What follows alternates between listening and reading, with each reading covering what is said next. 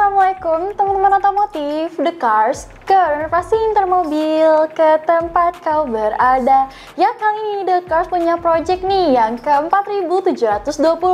Kita kedatangan mobil AGYA punyanya Kak Adi nih, yang rencananya ingin memasangkan peredam plafon. Penasaran bagaimana hasilnya? Kita lihat yuk.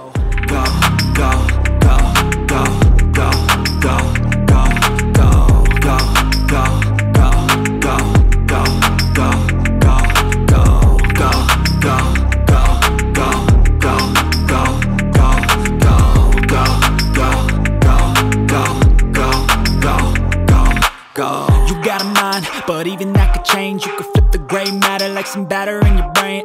That's why I say, fake it till you make it A. And if you play that game, then you just might make a change. Rearrange all the bad to okay. Take the worst thoughts saying, turn them to a game. Take the best thoughts saying, put them on display. On repeat in your brain till you're feeling no more pain. Never slow yourself down, you can do some more.